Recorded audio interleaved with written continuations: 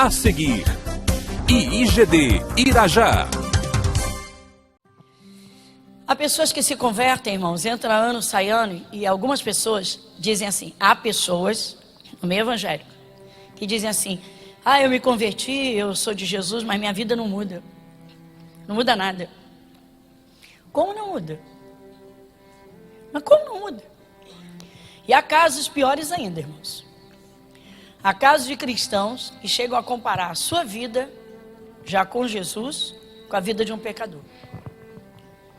Poxa, não vai à igreja, não se santifica, não paga o preço que eu pago, não ora, não é dizimista, e está lá. Uma vez uma pessoa conversando, sou de Jesus, está lá no bem bom, não faz nada, não paga o preço. Eu digo, eita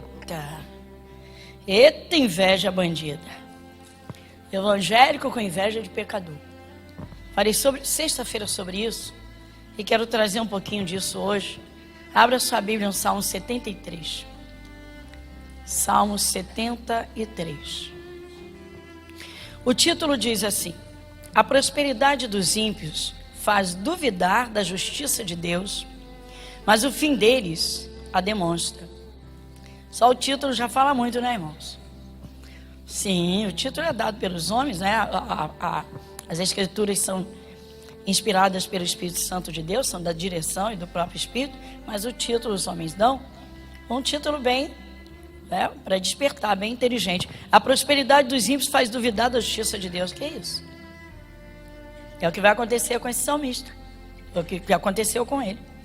Então diz assim: verdadeiramente bom é Deus para com Israel, para com os limpos de coração. Quanto a mim, os meus pés quase que se desviaram.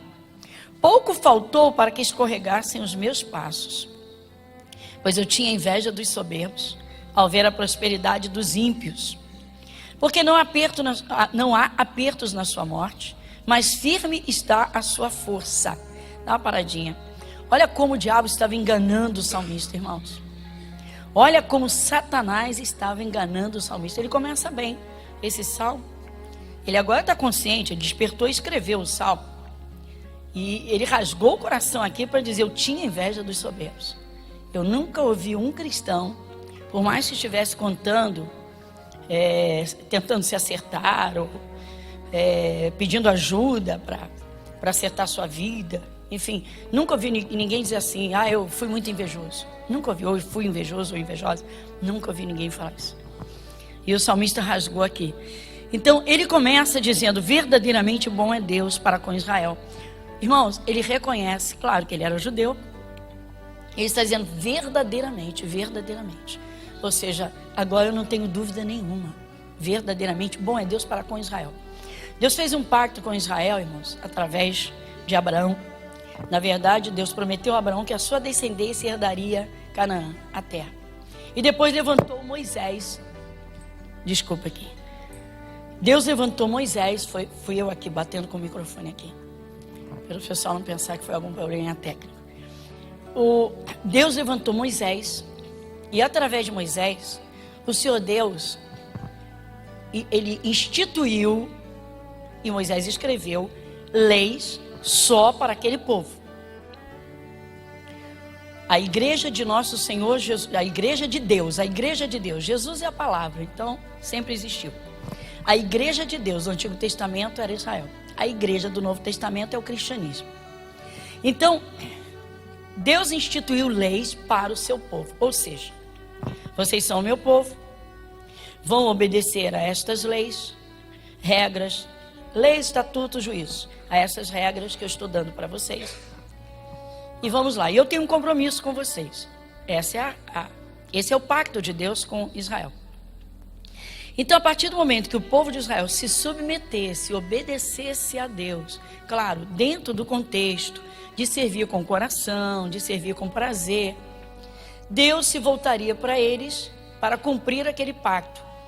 E dentro do pacto estavam todas as bênçãos de que precisariam para uma vida tremenda, regalada aqui na terra e a eternidade garantida, óbvio. Só que o povo de Deus, irmãos, volta e meia desviava, já sabe, volta e meia, de quando em quando a gente fala sobre isso. Desviava. E aí o que acontecia? Caía na própria lei. Ali tinha bênção, ali tinha maldição. O salmista, enquanto ele esteve com a inveja no coração, com a cabeça no mundo da lua, a verdade é essa, ele não estava pensando desse jeito. Quando a ficha caiu, ele disse, bom é Deus para com Israel. Ou seja, eu sei que Deus é bom, só depende de nós. Irmãos, isso é uma realidade, isso continua no Novo Testamento. Tivemos aqui algumas partes comparativas, na quarta-feira, quando falamos sobre oração, mostrando que o mesmo Deus do Antigo Testamento é o Deus do Novo Testamento, com uma grande vantagem para nós. Deus desceu do céu e se entregou como oferta de sacrifício, como um cordeiro, e nós somos herdeiros disso. O povo do Antigo Testamento não. Eu quando ouço alguém, às vezes um cristão inocente, ele chega já é de Jesus, e aí, estou tão cheio de problemas, como eu queria ter sido do Antigo Testamento, que Deus operava diretamente. Eu digo, misericórdia, não tem noção do que está falando.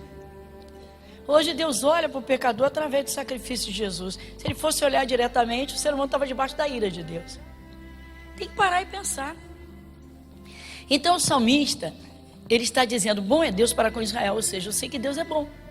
Se a pessoa aceita o pacto dele, se ela aceita a sua palavra, ele é bom. Deus é todo bom. Só que nem sempre a pessoa desfruta de bênçãos, porque nem sempre ela está junto a esse Deus que é bom. Deus é bom. Diga para o seu irmão, Deus é bom.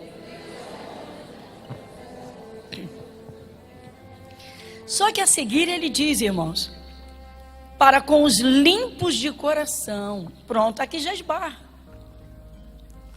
Irmão, o ser humano tem uma coisa em si que é terrível. É por isso que às vezes o cristão passa por alguns desertos. Às vezes tem que passar por um deserto mesmo. Quem sabe o que é um deserto? Misericórdia, pastora. Eu vim tomar uma santa ceia. Vim com toda alegria, por favor. Não fala disso. Tem gente que é interessante. Tem gente que se converte. Quando vai falar, por exemplo, de vida eterna, que você fala, né, de obras para a eternidade. Aí você fala da morte. Ai meu Deus, não fala de morte. Não fala de morte. Parece que nunca vai morrer. Nunca vai morrer. Parece que tem gente hoje que vive como Matusalém. Para com essa bobeira, meu irmão.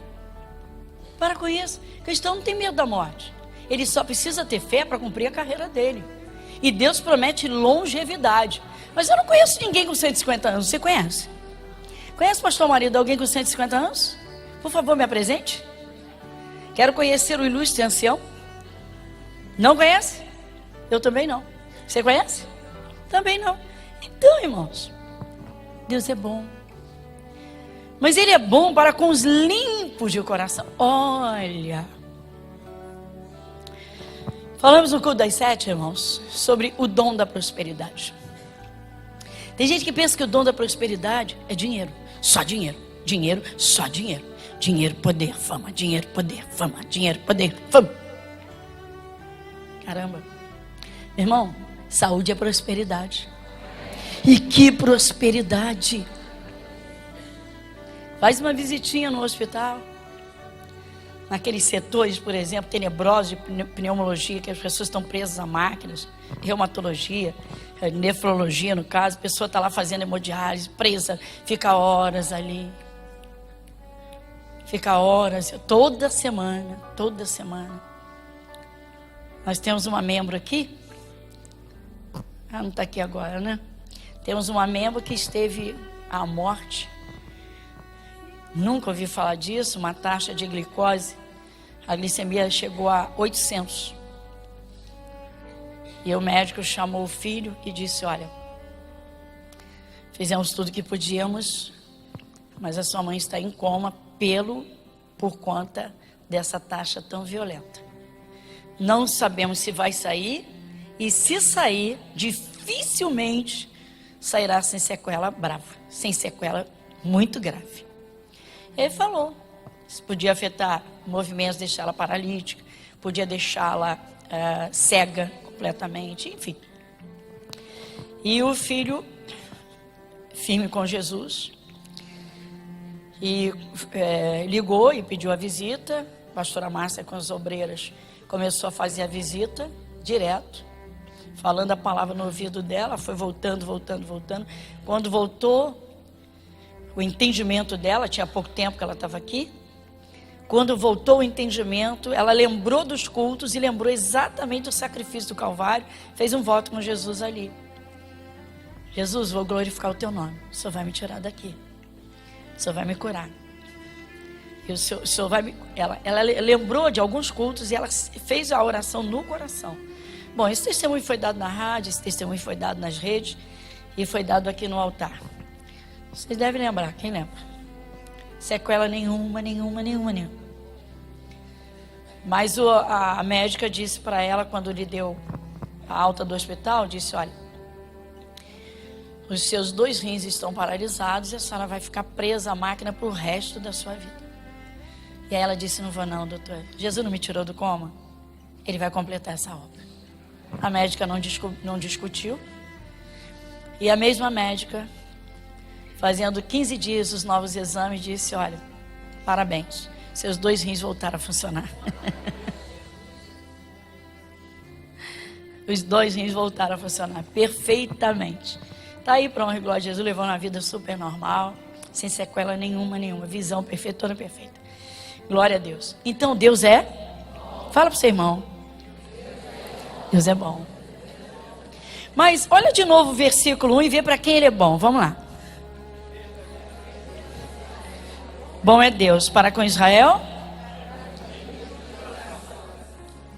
Deus não se mete, né? Ele não é mal para o povo, irmão. Deus não é mal para o pecador. Deus não é mal para o pecador. É que o pecador está longe de Deus. Deus não é mal para o pecador. Atenção, igreja. Deus não é mal para o pecador. Quando você lê isso, você pensa, Deus só é bom para Israel. Deus só é bom para quem é limpinho de coração. Deus faz favor e misericórdia para muita gente, mesmo. Se você chegar agora e pregar o evangelho para uma pessoa lá no meio da rua, e ela abrir o coração, e você tiver uma fé também, você pode orar e ela ser curada. Ela ainda nem aceitou Jesus, mas pode ser curada, não pode? Por quê? Porque Deus Ele é bom, meu irmão. Só que o salmista aqui, ele está, meu irmão, com o coração tomado pelo engano. Ele esteve com o coração dominado pelo engano e a mente, a cabeça cheia pelo demônio. O demônio faz isso, irmãos. Satanás, ele é tão bandido, ele é tão imundo, que ele fica procurando, rodeando a pessoa. Você já leu, você conhece o que o apóstolo Pedro fala, que ele rodeia, sede sóbrios, vigiai, porque o diabo, vosso adversário, anda em derredor, bramando como leão, buscando a quem possa tragar, quem possa. Então ele fica ali à volta. Sabe o que o diabo gosta muito de fazer, irmãos? Envenenar cristãos contra Deus, envenenar cristãos contra Jesus. Satanás é mestre em ficar. Olha a tua vida, não muda nada. Olha só, olha o seu fulano, religioso há tantos anos, olha a vida dele. O diabo vai fazendo isso e vai tirando o foco, e vai tirando, a pessoa sai da palavra, não enxerga, e vai dando ouvidos aos pensamentos, vai olhando a vida dos outros. Daqui a pouco bate o olho no pecador mesmo, tá lá no pecadão brabo, mas tá lá de arte, de carrão de luxo, importado.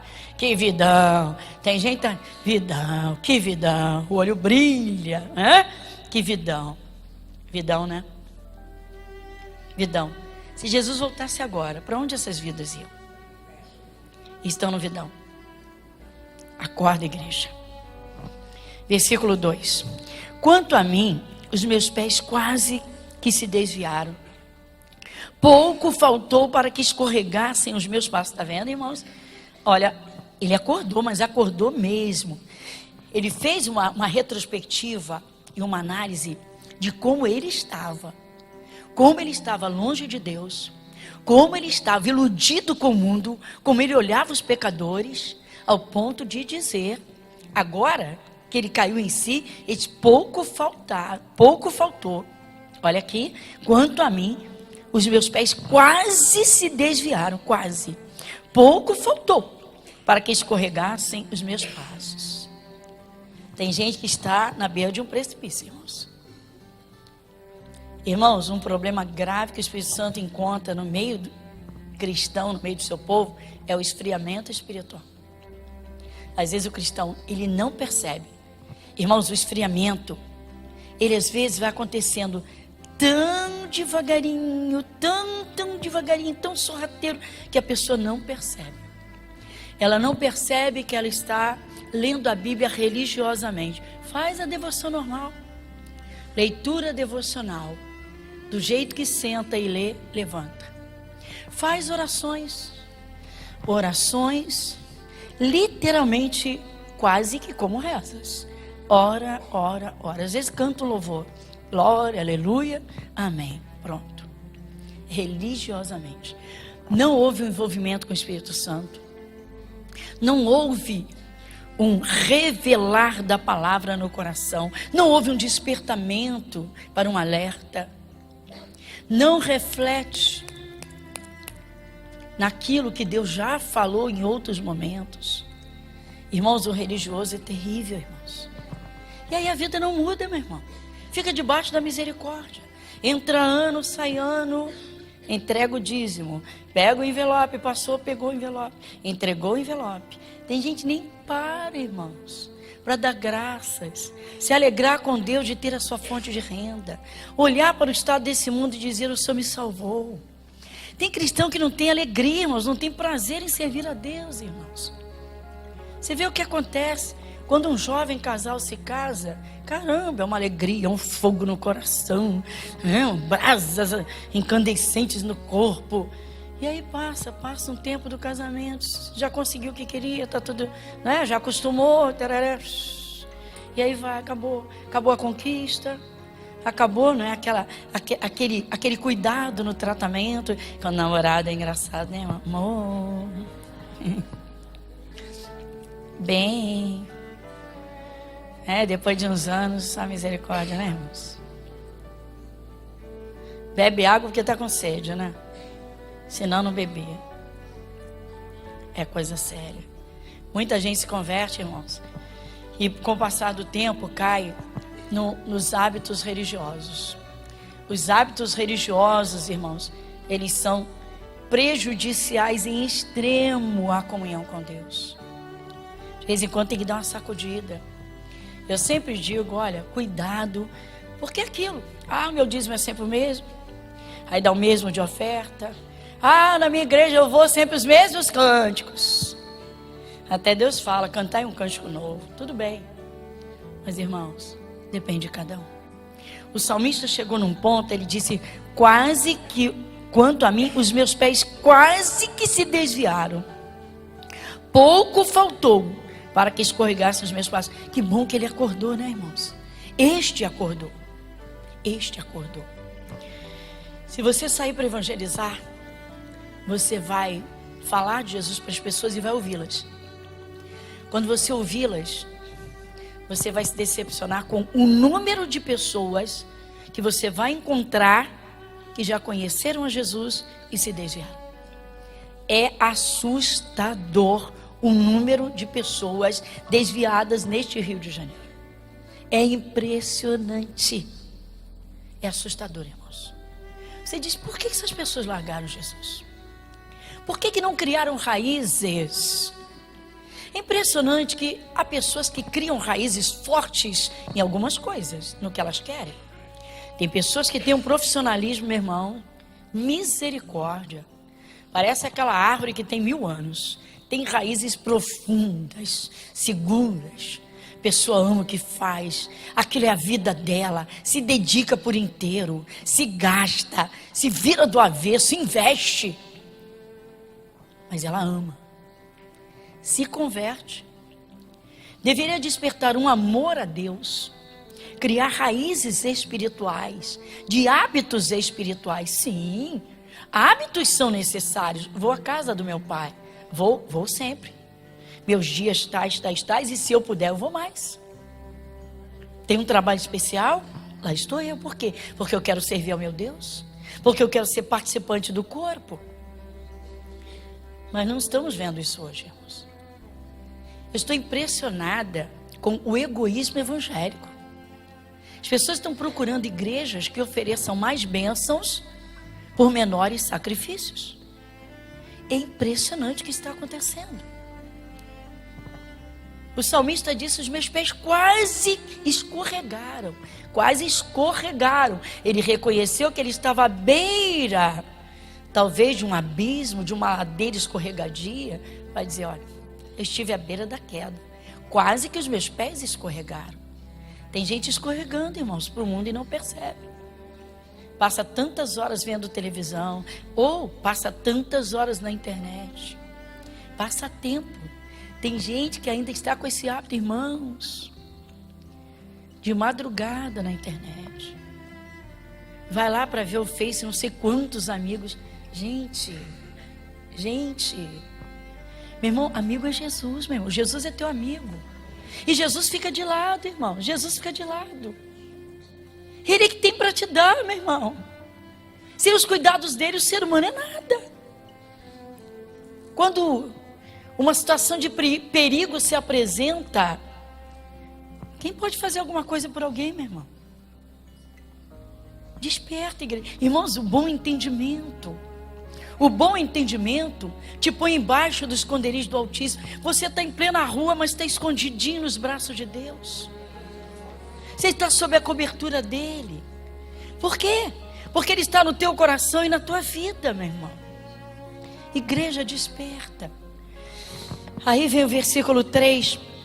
Pois eu tinha inveja dos soberbos ao ver a prosperidade dos ímpios. Meu irmão, nunca caia numa loucura dessa. Nunca caia numa loucura dessas, loucuras que andam por aí. Não caia. De achar que o pecador tem um vidão, porque ele não se santifica, não paga o preço da vigilância, porque ele não tem que pagar horas de oração, tempo de oração, passar, porque ele não tem que entregar dízimo, entregar oferta, porque ele não tem compromissos espirituais. Ele não tem Deus, ele não tem salvação, ele não tem Jesus. Igreja Internacional da Graça de Deus, Avenida Monsenhor Félix, 1120, Irajá.